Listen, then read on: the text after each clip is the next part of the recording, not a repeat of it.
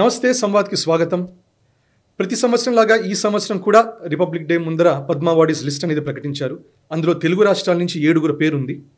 కానీ ఇప్పుడు ఒక కొత్త కాంట్రవర్సీ లేకపోతే ఒక డిస్కషన్ దేని మీద నడుస్తుందంటే, తెలంగాణ ముఖ్యమంత్రి రేవంత్ రెడ్డి గారు అన్నది రాష్ట్ర ప్రభుత్వం ఇచ్చిన 5 పేర్లలో ఎవరిని కూడా కన్సిడర్ చేయలేదు. అది యూనియన్ గవర్నమెంట్, ఇప్పుడు స్టేట్ గవర్నమెంట్స్కి అసలు ఏమాత్రం కూడా కన్సిడరేషన్ తీసుకోవట్లేదు. డిస్కషన్ నడుస్తుంది.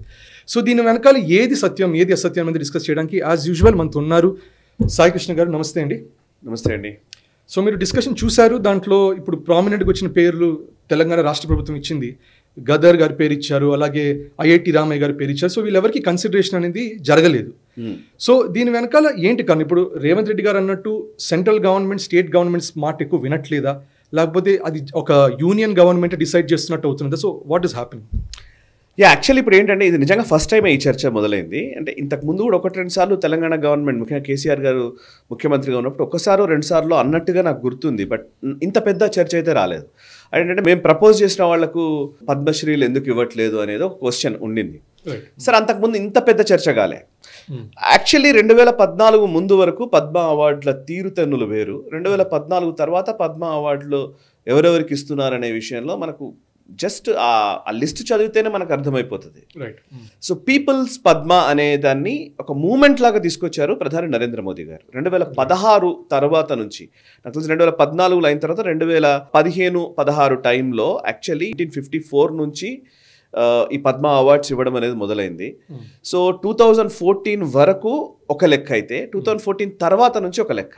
2014-15 వరకు ఏం చేశారంటే, గవర్నమెంట్లు ప్రపోజ్ చేసేవి, ఆయా రాష్ట్ర ప్రభుత్వాలు ప్రపోజ్ చేసేవి, లేదా కేంద్ర ప్రభుత్వము పలానా వాళ్ళు నామినేట్ చేయడానికి వీలైన వ్యక్తులు తీసుకునేది. అందులో ఏముండేదంటే, మేజర్గా ఒక ఆయా విభాగాలకు సంబంధించి ఎక్కువగా పనిచేసిన వాళ్ళు, కొంత పాపులర్ ఫిగర్స్కే, పాపులర్ వ్యక్తులకే అవార్డ్స్ వచ్చిన మాట వాస్తవం. సో అంటే ఎవరికైతే కొంత ఇన్ఫ్లుయెన్స్ ఉందో, లేదా సమాజంలో పేరుందో, లేకపోతే కొంత రాజకీయ నాయకులకు చేదోడు వాదుడుగా ఉన్నవాళ్ళు, లేకపోతే ప్రభుత్వాలు ఓన్లీ పొలిటికల్ యాంగిల్లోనే ఎక్కువ చూసుకుంటూ వచ్చారు చాలా వరకు. భారతరత్న లెక్క వేసుకున్నా కూడా, ఫర్ ఎగ్జాంపుల్ ఇప్పుడు డాక్టర్ బిఆర్ అంబేద్కర్ గారికి భారతరత్న కాంగ్రెస్ పార్టీ టైంలో ఇవ్వలేదు. 90s విపి సింగ్ గవర్నమెంట్ వచ్చినప్పుడు ఇచ్చిన అది భారతరత్న అవార్డు. అదే మరి లెక్కేస్తే జవహర్లాల్ నెహ్రూ గారు ప్రధానమంత్రిగా ఉన్నప్పుడే ఆయనకు భారతరత్న వచ్చింది. ప్రధానమంత్రి ప్రపోజ్ చేయాలి, యాక్చువల్లీ పిఎంఓ ప్రపోజ్ చేస్తుంది అనమాట ఎవరికి భారతరత్న ఇవ్వాలనేది. సో దాన్ని బేస్ చేసుకుని భారతరత్న ఇస్తారు. సో ప్రధానమంత్రి తనకు తానే భారతరత్న ప్రకటించుకున్నట్టుగా అయిపోయింది. ఇందిరాగాంధీ కూడా సేమ్ అట్లాగే. సో మరి నేతాజీ సుభాష్ చంద్రబోస్ గారిది కానీ, లేకపోతే అంబేద్కర్ గారిది కానీ కాంగ్రెస్ నెహ్రూ గారి పీరియడ్లో రాలేదు, శాస్త్రి గారి పీరియడ్లో రాలేదు, ఆ తర్వాత ఇందిరాగాంధీ పీరియడ్లో రాలేదు, రాజీవ్ గాంధీ పీరియడ్లో రాలేదు. సో ఇంతవరకు రాలేదు. సర్దార్ పటేల్ది కూడా ఈవెన్ ఇన్నిసార్లు అయినా కూడా ఎందుకు రాలేదు మరి భారతరత్న? సో ఇప్పుడు క్వశ్చన్ ఏంటంటే, ఆ టైం నుంచి ఉన్నటువంటి ఒక ప్రక్రియని మార్చి 2016లో నరేంద్ర మోదీ గారి ప్రభుత్వం వచ్చాక ఏం చేశారంటే, ఇది పీపుల్స్ పద్మ అనే మూమెంట్ని తీసుకొచ్చే క్రమంలో ఆయన ఏం చేశారంటే, ఎనీబడి ఈ భారతదేశంలో పుట్టినటువంటి భారతీయ పౌరురాలు ఎవరైనా సరే, వాళ్ళు ఒక సిగ్నిఫికెంట్ పని చేసిన వాళ్ళని ప్రపోజ్ చేయడానికి అవకాశం కల్పిస్తూ, అంటే అప్లికేషన్ ఎవరైనా సరే అప్లై చేసుకునే విధంగా ఒక వెసులుబాటు కల్పిస్తూ, ఆన్లైన్లోనే అప్లై చేసుకునే విధంగా ఒక లెక్క తీసుకొచ్చారు. ఎస్, గవర్నమెంట్ వెబ్సైట్ త్రూ మీరు అప్లై చేసుకోవచ్చు. ఇంతకుముందు అసలు అప్లికేషన్ లేదు. జస్ట్ ఓన్లీ నువ్వు పేరెంట్కి కన్నా వాళ్ళైతే ప్రపోజ్ చేస్తేనే వచ్చేది గవర్నమెంట్స్. సో ఇప్పుడు గొడవ ఏంటంటే, తెలంగాణ గవర్నమెంట్ ప్రపోజ్ చేయడము అనే మాట మాట్లాడుతున్నారు కదా. తెలంగాణ గవర్నమెంట్ ప్రపోజ్ చేసిన వాళ్ళకి ఇవ్వలేదు అనేది ఒకవైపు చర్చ నడుస్తున్నప్పుడే, అసలు ప్రపోజల్తో సంబంధం లేదు, ఒక కామన్ మ్యాన్ కూడా ప్రపోజ్ చేయొచ్చు అనే దగ్గరికి ఈరోజు అవార్డ్స్ని తీసుకొచ్చారు. అందులో భాగంగానే చాలా, అంటే మీరు అబ్జర్వ్ చేస్తే వీళ్ళ గురించి ఆ పద్మ అవార్డులు తీసుకున్న వాళ్ళ స్టోరీస్ చదువుతూ ఉంటే అసలు ఎంత గొప్ప పని చేశారు, ఇట్లాంటి వాళ్ళు, ఇంత అన్సంగ్ హీరోస్ ఇంతమంది ఉన్నారా మన దేశంలో అని అనిపిస్తుందండి. నిజానికి అట్లాంటి స్టోరీలు ప్రతి సంవత్సరం మనం చదువుతూనే ఉన్నాం. ఫర్ ఎగ్జాంపుల్ ఎన్విరాన్మెంటలిస్ట్ అనగానే మనకు ఎవరు తెలుసు, పర్యావరణవేత్తలు అనగానే మేధా పాట్కర్, ఇట్లాంటి వాళ్ళ పేరు తెలుగులో మన ఇండియాలో కనిపిస్తూ ఉంటాయి. నర్మదా బచావ్ ఈ ఆందోళనలు చేసిన వాళ్ళని. ఇంకోవైపు ఎన్విరాన్మెంటలిస్టులు అంటే మన గ్రెటా థన్బర్గ్లు, ఎక్కడో ఏసీ రూమ్లో కూర్చొని మొత్తం పెద్ద విపరీతమైనటువంటి చార్టర్డ్ ఫ్లైట్లో తిరుగుతూ ఎన్విరాన్మెంట్ గురించి మాట్లాడే వాళ్ళు చాలామంది ఉన్నారు. సో ఎన్విరాన్మెంటలిస్ట్లో నిజానికి భారతదేశంలో గొప్ప వాళ్ళకు వచ్చాయి అవార్డ్స్. నేను ఒక ఎగ్జాంపుల్ చెప్తాను. సాలుమరద తిమ్మక్క అని కర్ణాటకకు చెందిన ఆవిడకి ఇచ్చారండి. ఆమె అసలు 4.5 కిలోమీటర్ల మేర 325 బనియన్ ట్రీస్ పెట్టారంట. అండ్ ట్రీస్ కాదు, 8,000 చెట్లను నాటారు, మొక్కల్ని. సో ఇట్లా మొక్కలు నాటిన వాళ్ళ లెక్కలు తీసుకొని చూస్తే తులసి గౌడ కర్ణాటకకు చెందిన వ్యక్తి. అంతేకాదు 25,000 అన్ఐడెంటిఫైడ్ డెడ్ బాడీస్, ఎవరో తెలీదు, గుర్తు తెలియని వ్యక్తులు, అనాథ శవాలు, వాటికి దహన క్రియలు చేసినటువంటి వ్యక్తి మహమ్మద్ షరీఫ్, ముస్లిం, యూపీకి చెందిన ఆయనకిచ్చారు అవార్డు.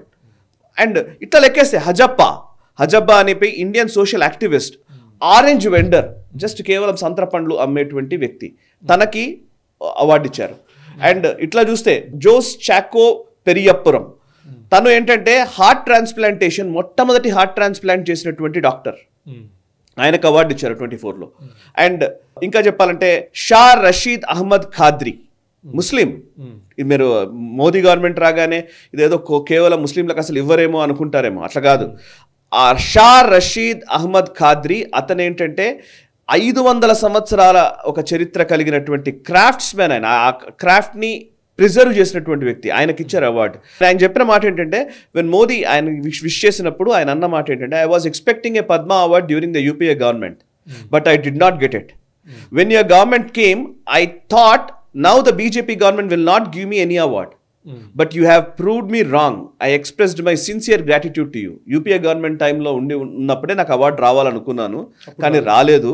మీరు వచ్చారంటే ఇక రాదని డిసైడ్ అయిపోయాను, బికాస్ దానికి వేరియస్ రీజన్స్, రిలీజియన్ కావచ్చు, ఇంకోటి కావచ్చు, రాదని అనుకున్నాను, కానీ మీరు నాకు అవార్డు ఇచ్చారు, చాలా గొప్పగా అనిపిస్తుంది అని చెప్పారు ఆయన. ఇలాంటి కేసెస్ ఎన్నో ఎన్నో ఎన్నో. ఇప్పుడు ట్రైబల్ కల్చర్ని ప్రిజర్వ్ చేసినటువంటి వ్యక్తి సిక్కింలో జార్డాన్ లేప్చా అని, తనకు 20 సంవత్సరాలు ఆయన ట్రైబల్ కోసం పనిచేస్తున్నటువంటి వ్యక్తి, ఆయనకి ఇచ్చారు అవార్డు. అండ్ మరొక వైపు శానో వమూజో నాగా మదర్స్ అసోసియేషన్ అని ఒకటి స్థాపించి నాగాలాండ్లో ఉన్నటువంటి సోషల్ ఇష్యూస్ని అడ్రస్ చేసినటువంటి వ్యక్తి, తనకు ఇచ్చారు. అండ్ ఇంకా చెప్పాలంటే నాగాలాండ్కి సంబంధించి ఇప్పుడు నేను ఒక ఇమేజ్ ఇందాక నేను బ్రౌజ్ చేస్తుంటే చూస్తున్నాను, 2014 వరకు కూడా మీరు మొత్తం ఓవరాల్గా సిగ్నిఫికెంట్గా మీకు అంటే దేశవ్యాప్తంగా ఏ నగరాల నుంచి ఏ రాష్ట్రాల నుంచి ఎక్కువ రిప్రజెంటేషన్ ఉందని చూస్తే, ఇంతకు ముందంతా కూడా కేవలం ఢిల్లీ, మీకు ఫొటోస్ చూపిస్తాను నేను, ఢిల్లీ, మహారాష్ట్ర, పంజాబ్, వెస్ట్ బెంగాల్, ఉత్తరప్రదేశ్ సార్ ఎక్కువగా అవార్డులు ఇచ్చిన లిస్ట్ చూస్తే. మహారాష్ట్ర, ఢిల్లీ నుంచి సిగ్నిఫికెంట్గా ఎక్కువ వచ్చాయి 2013 వరకు. మహారాష్ట్ర నుంచి, ఢిల్లీ నుంచి, ఉత్తరప్రదేశ్ నుంచి వచ్చాయి, వెస్ట్ బెంగాల్ నుంచి కొంత వచ్చాయి. బట్ ఇవాళ చూస్తే భారతదేశ వ్యాప్తంగా అవార్డ్స్ వచ్చాయి. కర్ణాటకకి సిగ్నిఫికెంట్గా అవార్డులు వచ్చాయి, గుజరాత్కి వచ్చాయి, తెలంగాణకు వచ్చాయి, ఆంధ్రప్రదేశ్కి వచ్చాయి, అస్సాంకి వచ్చాయి, బీహార్కి వచ్చాయి. అన్ని కమ్యూనిటీస్ నిజమైన వ్యక్తులు, ట్రాన్స్జెండర్స్ కూడా వచ్చాయి. నేను ట్రాన్స్జెండర్స్ అన్నారు కాబట్టి నేను I tell you one example. Bharatanatyam dancer 2019లో ఇచ్చారు, నర్తకి నటరాజ్ అని భరతనాట్యం డాన్సర్, తను ట్రాన్స్జెండర్, తమిళనాడుకు చెందినటువంటి వ్యక్తి, ఆమెకు అవార్డు ఇచ్చారు. అండ్ మంజమ్మ జోగతి కర్ణాటకకు చెందినటువంటి వ్యక్తి, తనకు అవార్డు ఇచ్చారు. సో కాంబినేషన్ అనమాట, ఒకటి కాదు, రకరకాల అంశాలని ప్రాతిపదికగా తీసుకుని ఎవరికి తెలియని వ్యక్తులకి నిజమైన అవార్డు ఎవరైతే రావాలో వాళ్ళకు వస్తున్నది అవార్డ్స్. అసలు యాక్చువల్లీ దీని గురించి చర్చించకుండా మనం ఎక్కడికి వెళ్ళిపోయామంటే, మీరు అడిగారు, మేము అడిగాము, మేము అడిగితే ఇవ్వలేదు, వాళ్ళు అడగకుండానే ఇచ్చారు అనే చర్చలోకి వెళ్ళిపోయాము. అంటే కానీ ఎక్కడ ప్రమాదం. ఇప్పుడు అంటే కొన్ని డిస్కషన్స్ ఎట్లా నడుస్తున్నాయంటే, కానీ కొంచెం పొలిటికల్ కన్సిడరేషన్స్ కూడా ఉన్నాయి కదా. అంటే ఇప్పుడు ముఖ్యంగా ఇప్పుడు కొన్ని తెలుగు స్టేట్స్ నుంచి వచ్చిన వాళ్ళకు కూడా కొంచెం పొలిటికల్ క్లౌట్ ఉండటం వల్ల వచ్చిందని. అలాగే ఇప్పుడు రేవంత్ రెడ్డి గారు మీరు పుష్ చూస్తే ముందర నుంచి కూడా రాష్ట్ర ఎంబ్లెమ్ కూడా, తెలంగాణ ఎంబ్లెమ్ కూడా మార్చి ఈ మాటయర్స్ మెమోరియల్ లాంటి ఎంబ్లెమ్ పెట్టించారు. సో అలాగే దాంట్లో ఇప్పుడు గదర్ గారు కూడా ఐ అండర్స్టాండ్, ఆయన మీద వచ్చిన విమర్శ ఏంటంటే ఆయన నక్సలైట్ మూవ్మెంట్ చాలా స్పీర్ హెడ్ చేశారు. అంటే స్పీర్ హెడ్ డైరెక్ట్గా చేసినా ఇండైరెక్ట్గా చేసినా కూడా, కానీ తర్వాత ఆయన చాలా మటుకు మళ్ళీ తెలంగాణ ఫార్మేషన్ కోసం అని పోరాడారు. సో అందుకని ఒక తెలంగాణ ఐకాన్ లాగా అయ్యారు అని. సో ఇక్కడ మీకు అర్థమైనంత వరకు యాక్చువల్గా ఇక్కడ ఇష్యూ ఏంటి, ఆయనకి ఇవ్వడం ఇవ్వకపోవడం, ఇందులో బండి సంజయ్ గారి కామెంట్స్ అన్న దాని మీద ఒక కౌంటర్స్ రావటం, దాని మీద మీ అభిప్రాయం ఏంటి? అంటే ఇప్పుడు బేసికల్లీ మందకృష్ణ మాదిగ గారికి అవార్డు వచ్చిందండి, నాగేశ్వర్ రెడ్డి గారికి అవార్డు వచ్చిందండి. రైట్. సో వాళ్ళిద్దరిని కంగ్రాచులేట్ చేస్తూ రేవంత్ రెడ్డి గారు కూడా ట్వీట్ చేశారు, వారు కూడా మాట్లాడారు. ఈవెన్ బాలకృష్ణ గారికి అవార్డు వచ్చింది. రైట్. ఇప్పుడు మందకృష్ణ గారికి పద్మశ్రీ అవార్డు వచ్చింది. మందకృష్ణ గారికి అవార్డు వచ్చే విషయంలో వారి అభిప్రాయంలో నాకేం నెగటివిటీ లేదు అని ఆయన చెప్తున్నారు. రైట్ కానీ అదే సమయంలో గద్దర్ గారి పేరును ప్రస్తావిస్తున్నారు. కరెక్ట్ గద్దర్ గారికి ఎందుకు ఇవ్వలేదు అనే ఒక ప్రస్తావన వచ్చినప్పుడు బండి సంజయ్ గారు ఆయన బ్యాక్గ్రౌండ్ గురించి ఆయన మాట్లాడడం జరిగింది. ఆయన నక్సలిజం నుంచి వచ్చారు కదా, ఇది లెక్క. రైట్. సో ఇప్పుడు ఇక్కడ క్వశ్చన్ ఏంటంటే, ఎవరో రేవంత్ రెడ్డి గారు అన్న మాటని బేస్ చేసుకుని ఒక పాత్రికేయ మిత్రుడు ఒక ప్రశ్న అడిగిన తర్వాత సంజయ్ గారు ఇచ్చిన సమాధానం అది అక్కడి వరకు చూడాలి. దాని తర్వాత దాన్ని ఇంకా మనం మాట్లాడాలనుకుంటే గద్దర్ గారికి ఆ అర్హత ఉందా లేదా ఈ చర్చలోకి వెళ్ళడం మొదలు పెడితే రకరకాల అంశాలు వస్తాయి. అంటే నా ఉద్దేశం ఏంటంటే అండి, ఫర్ ఎగ్జాంపుల్ ఒక చిన్న ఎగ్జాంపుల్ చెప్తాను. ఇప్పుడు నేను చదువుతున్నాను, ఛత్తీస్గఢ్ సంబంధించి ఫార్మర్ మావోయిస్ట్ కమాండర్, నేను డైరెక్ట్ ఆర్గనైజర్లో వచ్చిన స్టోరీ ఇది. Organiser is nothing but RSS సంబంధించిన website. So Chhattisgarh former Maoist commander Sanjay Potam receives gallantry award for third time, says grateful for the honour. So gallantry award, president gallantry award కూడా ex మావోయిస్ట్లకు వచ్చాయి. President's gallantry award దానికి కూడా చాలా significant అది ఉంటుంది, ప్రాధాన్యత ఉంటుంది దానికి. సో ఎందుకు ఆయన అంటే సంజయ్ పోటం ఏంటి అని అంటే, ఆయన 2013లో మావోయిస్ట్ మూవ్మెంట్ నుంచి బయటకు వచ్చి, అప్పటిదాకా మావోయిస్ట్గా ఉన్న వ్యక్తి బయటకు వచ్చి పోలీస్ ఫోర్స్లో జాయిన్ అయ్యి అండ్ మావోయిస్టులు లొంగిపోవాలని ప్రయత్నం చేస్తున్నటువంటి వ్యక్తి. సో సంజయ్ పోటం, ఆయన స్టోరీ చదివితే చాలా ఇంట్రెస్టింగ్గా ఉంది. ఆర్గనైజర్లో చాలా అద్భుతమైన స్టోరీ రాశారు. సో ప్రెసిడెంట్స్ మెడల్ ఎందుకు ఆయనకి ఇస్తున్నారు అని అంటే, ఆయన గతంలో నక్సలైట్ కదా అనే భావంతో కాదు ఇది. గతంలో నక్సలైట్ కదా అంటే ఆయన బయటకు వచ్చి చేస్తున్న పని కూడా లెక్కలోకి వస్తుంది అని అర్థం.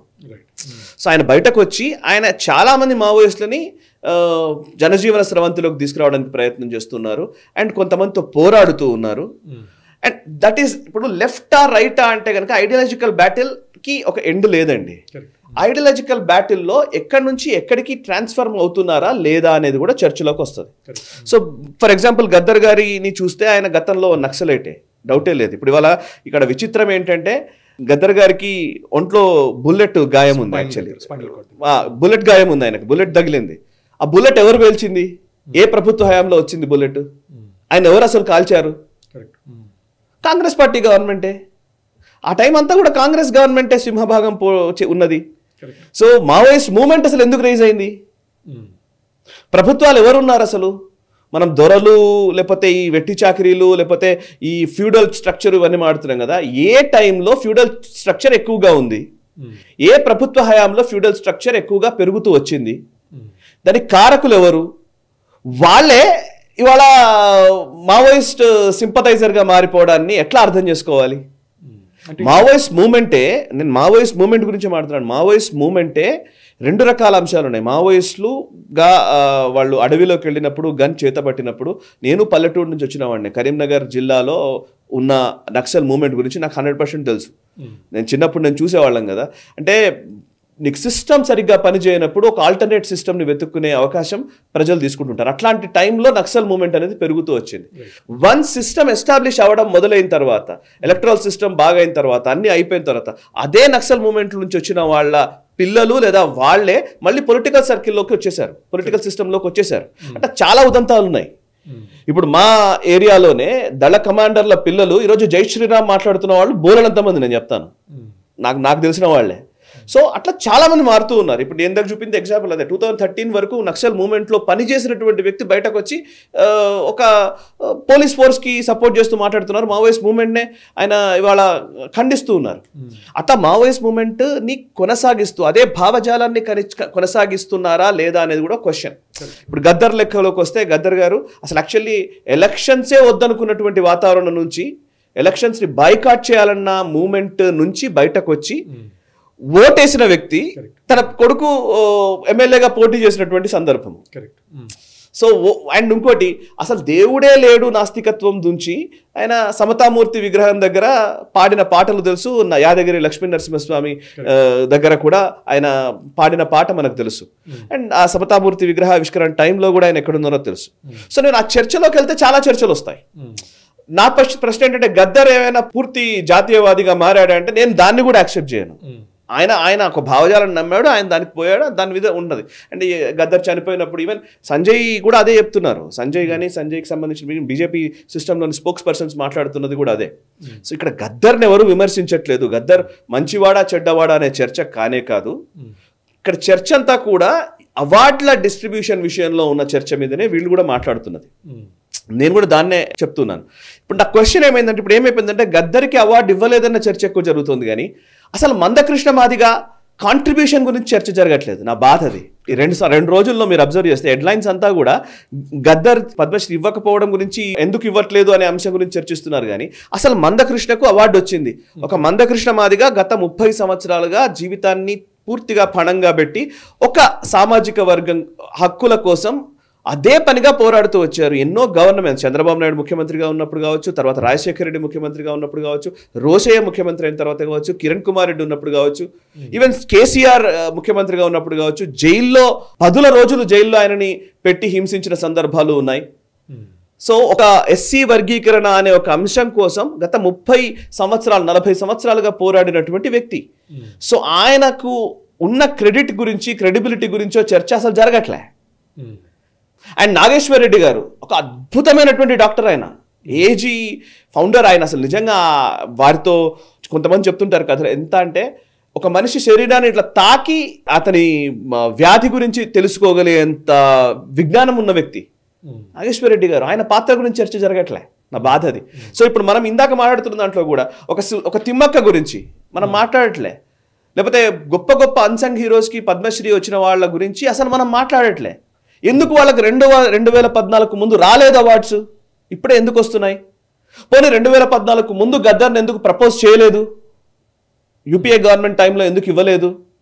ఇట్లా చాలా ప్రశ్నలు ఉంటాయి. గద్దర్ అంటే గద్దరనే కదా. ఇక్కడ క్వశ్చన్ అంటే మొత్తంగా ఏమైపోయిందంటే హెడ్లైన్ మేనేజ్మెంట్ అంతా కూడా వచ్చిన పాజిటివిటీ గురించి మాట్లాడడం కాకుండా పూర్తి నెగటివిటీ మీదనే ఎక్కువ చర్చ జరుగుతుంది. కాబట్టి మనం ఈరోజు సంవాదంలో తీసుకోవాలనిపించింది నాకు. అంటే ఇప్పుడు రేవంత్ రెడ్డి గారు కూడా ఈ స్టేట్మెంట్ ఇచ్చినందుకు అది పొలిటికల్ కారణాలు ఉంటాయా, లేకపోతే జెన్యున్ గానే కన్సర్న్ ఉంటుంది? అసలు ఎవరిని కన్సిడర్ చేయలేదు, పొలిటికల్ గానే అందరికీ అవార్డ్స్ ఇస్తున్నారు అనుకుందాం. ఇప్పుడు మీరు అడిగారు ఇందాక పొలిటికల్ ఇంటర్వెన్షన్ ఉండదా అంటే ఉంటది, డెఫినెట్గా ఉంటుంది. పొలిటికల్ పార్టీస్ డెఫినెట్గా పొలిటికల్ ఇంట్రెస్ట్లను చూసుకుంటారు, డౌటే లేదు. ఎందుకు చూడాలి, ఎందుకు చూడకుండా ఉండాలి? కాకపోతే ఏ ప్రాతిపదికన ఎంతమందికి పొలిటికల్ ఇంట్రెస్ట్ లో ఇస్తున్నాం అనేది కూడా లెక్క కదా. ఇప్పుడు 2014 ముందు చెప్తానండి, బర్ఖాదత్కి అవార్డు ఇచ్చారు, రాజ్దీప్ సర్దేశాయికి అవార్డు వచ్చింది, శేఖర్ గుప్తాకి వచ్చింది, బోలంత మందికి వచ్చింది. అసలు అవార్డ్స్ అనేవే వాళ్ళ ఇంట్రెస్ట్లని మన పైన రుద్దడం కోసం చేస్తున్న పని. ఇది నా అభిప్రాయం. ఇంటర్నేషనల్ అవార్డ్స్, పులిట్జర్ ప్రైజ్లు కానీ, రామన్ మెగసెసే అవార్డులు కానీ, నోబెల్ ప్రైజ్లు కానీ ఎవరెవరికి వస్తున్నాయి తెలీదా మనకు? ఇంటర్నేషనల్ నెక్సెస్ లో భాగంగా ఇవన్నీ చేస్తున్నారు కదా. ఇప్పుడు రాట్షెల్ ఫ్యామిలీలో భాగమైనటువంటి అమర్త్య సేన్ గారికి నోబెల్ ప్రైజ్ వచ్చిందండి ఎకనామిక్స్ కి సంబంధించి. ఆయన కరెక్ట్ గా డైరెక్ట్ రాట్షెల్ ఫ్యామిలీలో మనిషి. ఏముంది, రామన్ మెగసెసే అవార్డు ఎవరెవరికి వస్తుంది? బుకరీ ప్రైజ్లు ఎవరెవరికి వచ్చాయి? పులిట్జర్ ప్రైజ్లు ఎవరెవరికి వచ్చాయి? లెక్క తీస్తే ఏ ఐడియాలజీ ఉన్న వాళ్ళకి వచ్చాయి? సో ఇవన్నీ క్వశ్చన్సే కదా చాలా వరకు. సో అందుకే నేను అనేది అవార్డ్ అనేదే ఒక రకంగా దాన్ని ఒక ఆస్పెక్ట్లోనే చూడడానికి మొదలు పెట్టినటువంటి ఒక అంశం.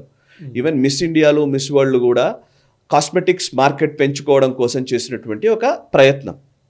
ఇది ఇంటర్నేషనల్ కాన్స్పిరసీ థియరీస్కి సంబంధించిన అంశం. సో భారతదేశంలో మొట్టమొదటిసారి 70 ఏళ్ల తర్వాత అట్లీస్ట్ ఎవరికీ తెలియని గొప్ప వ్యక్తులకు అవార్డులు వస్తున్నాయి. దాన్ని మనం అట్లీస్ట్ సెలబ్రేట్ చేసుకుందాం. సో ఈ వాళ్ళకి ఇవ్వలేదు, వీళ్ళకి ఇవ్వలేదు, నా ఇంట్రెస్ట్ కాపాడలేదంటే మీ ఇంట్రెస్ట్లతో సంబంధం లేదు. గద్దర్ గారికి వస్తుందేమో, ఎవరికి తెలుసు? ఇవాళే రావాలని, ఈసారి రాలేదు కావచ్చు, ఇంకోసారి వస్తుంది కావచ్చు, ఎవరికి తెలుసు? మనకు తెలియదు అది.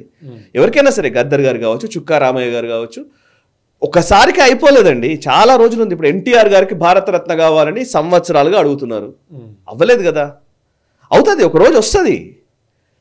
That is what political consideration. So చాలా అంశాలు ఉంటాయి, ఒకటే కాదు. ఎవరి పొలిటికల్ కన్సిడరేషన్ వాళ్ళకు ఉంటాయి, ఎవరి లెక్కలు వాళ్ళకు ఉంటాయి. ఇప్పుడు భారతరత్న ఎన్టీఆర్ గారికి రావాలనే విషయం మీద ఈవెన్ బాలకృష్ణ కూడా మొన్న మాట్లాడుతున్న భారతరత్న ఇవ్వాలి అని చెప్పి. అట్లా లెక్కేస్తే మరి పాపం ఎన్టీ రామారావు గారికి పద్మవిభూషణ్ ఏమి రాలే, మరి నాగేశ్వరరావు గారికి పద్మశ్రీ వచ్చింది, పద్మభూషణ్ వచ్చింది, పద్మవిభూషణ్ ఇచ్చారు. ఇప్పుడు పద్మభూషణ్ చిరంజీవి గారికి వచ్చింది, పద్మవిభూషణ్ ఇచ్చారు చిరంజీవి గారికి. ఇప్పుడు బాలకృష్ణ గారికి పద్మభూషణ్ అవార్డు ఇచ్చారు. సో ఎన్టీఆర్ గారికి భారతరత్న రావాలి కరెక్టే, కానీ దాంట్లో ఇంకా కొన్ని టెక్నికల్ ఇష్యూస్ ఉన్నాయని అవి కూడా మాట్లాడుతున్నారు. అది వేరే చర్చ, నేను దాంట్లో కళ్ళదలుచుకోలేదు. సో ఇప్పుడు మరి కరెక్ట్గా నాకు గుర్తుంది, సచిన్ టెండూల్కర్ 40 ఏళ్ల వయసులో ఆయన రిటైర్ అయిన వెంటనే యూపీఏ గవర్నమెంట్ హయాంలో సచిన్ టెండూల్కర్కి భారతరత్న వచ్చిందండి. సరిగ్గా ఆయన రిటైర్ అయిన వెంటనే అదే టైం ఎలక్షన్స్ ఏవో ఉన్నాయి, ఆ టైంలోనే సచిన్ టెండూల్కర్కి భారతరత్న ఇచ్చేశారు ఇమీడియట్లీ. పొలిటికల్ ఇంట్రెస్ట్ లేకుండా ఇచ్చారా? పాపులారిటీ ఒకటి వచ్చినప్పుడు ఆయనకి ఇవ్వకూడదా, ఆయనకు అర్హుడు కాదా అంటే నేను కాదండి. సచిన్ టెండూల్కర్ అంటే నాకు విపరీతమైన అభిమానం. నేను అర్హత గురించి నేను కూడా మాట్లాడట్లేదు. అర్హత చాలా లెక్కల్లో ఇవన్నీ వస్తూనే ఉంటాయి. అసలు అంబేద్కర్ గారికి ఎందుకు ఇవ్వలేదు? ఆయన అర్హుడు కాదా? మరి నెహ్రూ గారికి అర్హుడు కాదనిపించిందా, లేకపోతే ఇందిరాగాంధీ గారికి అర్హుడు కాదనిపించిందా?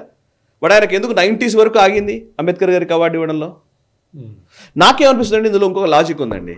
ఇందులో ఇంకో లాజిక్ ఏంటంటే, మందకృష్ణ మాదిక్ గారికి ఈసారి అవార్డు వచ్చింది. ఓకే, మందకృష్ణ మాదిక్ గారు ఎస్సీ వర్గీకరణ గురించి మాట్లాడుతున్నారు. సరే, ఇది నేను మాట్లాడితే కరెక్టో కాదో నాకు తెలియదు కానీ, బట్ ఎస్ మాట్లాడాల్సిందే as a journalist. So Mandakrishna Madiga గారికి ఎస్సీ వర్గీకరణ మీద మాట్లాడుతున్నారు. ఇప్పటికే ఎస్సీ వర్గీకరణని ఒక సామాజిక వర్గం విపరీతంగా వ్యతిరేకిస్తోంది. సో ఆ సామాజిక వర్గానికి సంబంధించిన ప్రతినిధిగా గద్దర్ గారి పేరు ఏమైనా బయటకు తీసుకొచ్చారా? సో ఇంకొంచెం స్ప్లిట్ పెంచే ప్రయత్నం ఏమైనా చేస్తున్నారా? మేబీ అది కూడా ఒక డౌట్. ఎందుకంటే పొలిటికల్ పార్టీలు ఏమైనా చేయగలవు. సో ఆ పొలిటికల్ పార్టీల ఆ జిమ్మిక్కులో రెండు సామాజిక వర్గాల మధ్య ఇంకా చీలిక పెంచే ప్రయత్నం ఏమైనా జరుగుతోందా? ఈ మీడియా సర్కస్ కూడా దానికి సంకేతమా అనేది కూడా ఉంది. Let's see. Thank you so much అండి. Yes, thank you. సో మీరు ఇవాళ చర్చ విన్నారు కదా. సెరమనీ మార్చ్ ఏప్రిల్లో జరుగుతుంది. కానీ ఈసారి తెలుగు రాష్ట్రాల నుంచి వచ్చినటువంటి పద్మ అవార్డీస్ అందరికీ మనం కంగ్రాచులేషన్స్ చెప్తూ, మీ అభిప్రాయాలు కూడా ఏంటో దయచేసి మీరు కమెంట్ చేయండి. మళ్ళీ కలుసుకుందాం. నమస్తే అండ్ జై హింద్. ఈ వీడియో మీకు నచ్చినట్టయితే లైక్ చేయండి, 10 మందికి షేర్ చేయండి. అలాగే కామెంట్ల రూపంలో మీ అభిప్రాయాలను మాతో పంచుకోండి. Nationalist hub group of channels ను సబ్స్క్రైబ్ చేసుకుని తెలుగునాట జాతీయవాద జర్నలిజాన్ని ప్రోత్సహించండి. ఈ వీడియో కింద ఉన్న బెల్ ఐకాన్ పై క్లిక్ చేయడం మర్చిపోవద్దు.